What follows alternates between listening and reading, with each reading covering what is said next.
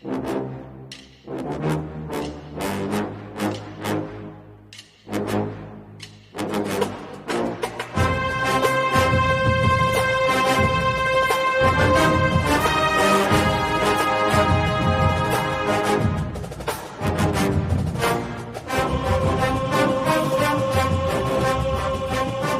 morning, Bucknutters. It is Thursday, August 26th, 2021. I am Dan Rubin. This is the Bucknuts Morning 5 and change. If it's Thursday, that can mean only one thing. 24/7 Sports Director of Recruiting, Steve Wiltfong, is joining us from the Crown City of Indianapolis. Steve, how are you today? Doing well, Daniel. Doing well. How are you, my friend? Doing well. Football season's getting started. It's only about 150 degrees here in Ohio, so should be a fun time. You know where that weather's starting, right? Here in the Indianapolis suburbs, sending it down I-70 through Dayton all the way to Columbus. It's scorcher here. Ohio at its finest. This might be the apex of the summer when it comes to the heat. It's Sandlot Pool Day hot. Let's hope she's there. What's her name? Wendy Preffercorn. Nice. That is a great poll by Steve Wiltfong, and lets you know he is on it. He is also on it when it comes to recruiting. He recently spoke to the number one player in a 24/7 Sports ranking, a defensive lineman, Lebbeus Overton. Lebbeus came out with a top 12. You got to be pretty highly ranked to get away with putting out a top 12. Anyway, you spoke to the gentleman recently. How invested should Buckeye fans be in this recruitment? They should go as hard as possible to land Lebbeus Overton. He visited Columbus this summer. It was one of the few visits he took, so he obviously was excited about Ohio State to put them on his visit list. He took trips to Georgia, Alabama, Ohio State, Oklahoma, Texas A&M, and Clemson. Ohio State was his only journey up to the Midwest, and he really clicked with Larry Johnson. I mean, I think that everybody knows Larry Johnson's pedigree and what he's developed at the position, but I think prospects are blown away when they sit down with them and actually talk football with them. The attention to detail, the way he communicates, I think that he puts players at ease. They're easily able to learn from him. LT said he learned from him just watching his own film and ready to apply it to his own junior season. And it's just such a laid-back deal. I remember when Caden Curry visited Ohio State this summer, they just started talking football over a couple slices of pizza, and it's just a laid back, easy atmosphere when you're hanging out with Larry Johnson, and these kids that are talking to him see right away why he's been so successful. And it's not just that he's coached immensely talented players, but he's gotten the best out of them. But he was born in College Station, and then he lived in Tuscaloosa, and now he lives in Atlanta. His parents both were college athletes. His dad played at Oklahoma. His mom played volleyball at Kentucky, and they worked in athletics administration. His dad's now the athletic director at Kennesaw State, but climbed the ladder at A&M in Alabama. And his mom worked on the academic side, I believe. So they're real polished in college football and college football recruiting. And they were there when Nick Saban won his first national championship. And, I think he grew up liking Alabama, calls College Station his hometown. But he's looking for a program that's going to put him in the best position to get the best out of him. And he also really enjoyed talking to Ryan Day and just loves what the Ohio State program's about. I'm not predicting he's going to be a Buckeye, but Ohio State's legit in it, and they should go hard, and they'll continue to. Larry Johnson is excellent, but this would be a pull of epic proportions. So I put nothing past the man. Let's talk about another enormous human being. That is Kiyaunta Goodwin. I kind of feel like you discovered him for us here. A small town guy who blossomed later in his career and is an enormous human being. Ohio State was in on him. He had offers from everybody and verbally committed to Kentucky. However, there has always been whispers that it was a commitment that could eventually be altered. Can you give us the latest on Kiyaunta Goodwin, who there's stories now about he's planning out visits for the fall, not to Kentucky? Ohio State led at one point for Kiyaunta Goodwin. Kentucky, having met that coaching staff, and they've done a good job developing that position and really that program under Coach Stoops. His familiarity with the people there, when he went to commit in April, put Kentucky over the top. But we said back then that he would take visits, and he did in the summer. and expect him to take his official visits. I would say that, talking to a source close to Kiyaunta right now, Kentucky is the team to beat. I would have thought back in the spring it would have been easier to flip him. And I'm not saying he's not a flip candidate, but a source close to Kiyaunta says that he likes where Kentucky's position going into the season. Obviously, he's committed there. And we'll see what happens as these teams start playing some football and, how his visits go. Yeah, that's a key. Keep in mind, these visits are going to start when the teams are active. So he's going to be able to see Kentucky up close and personal.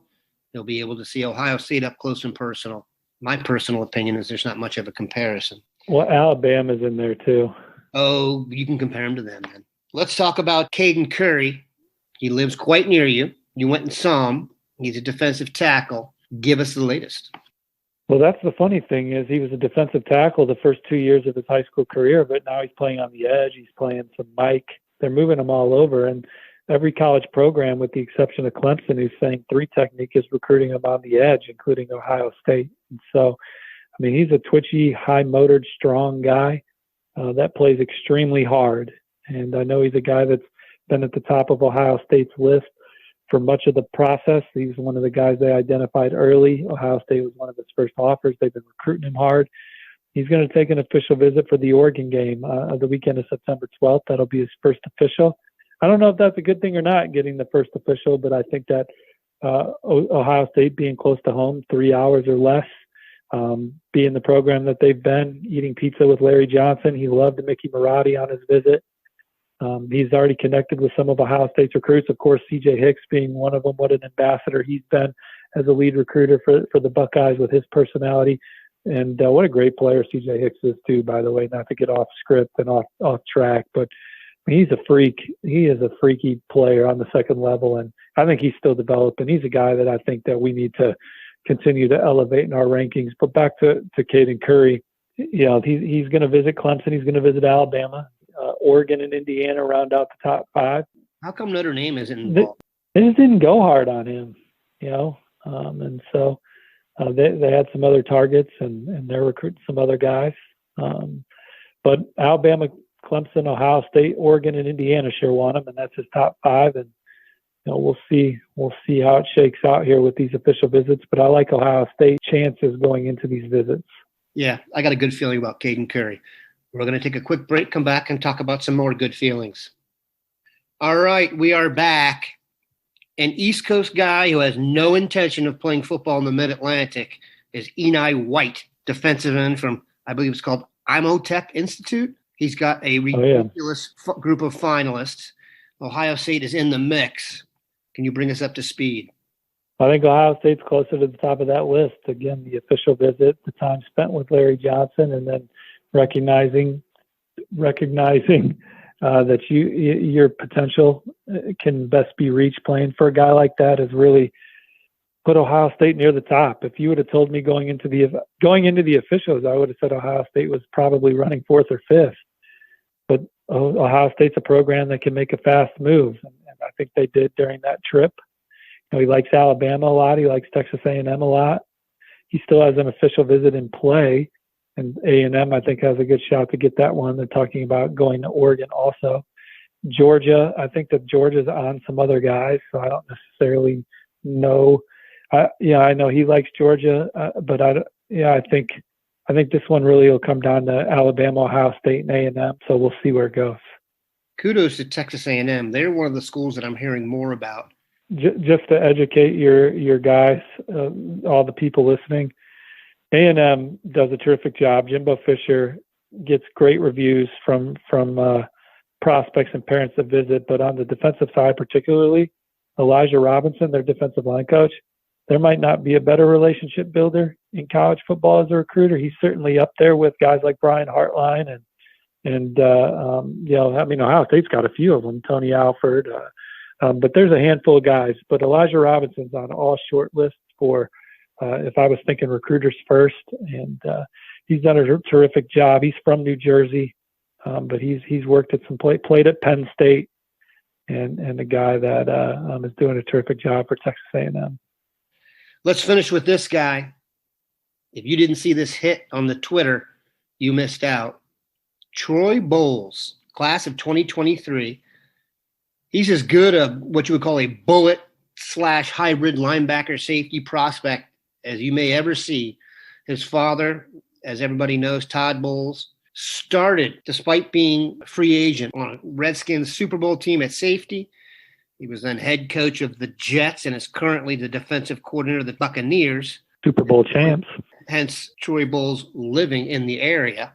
Give us the latest, and it's a little bit early for a guy this good to be thinking about where he's going, but this is just a sharp crew that's ahead of the process. And like I said, Troy Bowles may be the top defensive player on Ohio State's board now.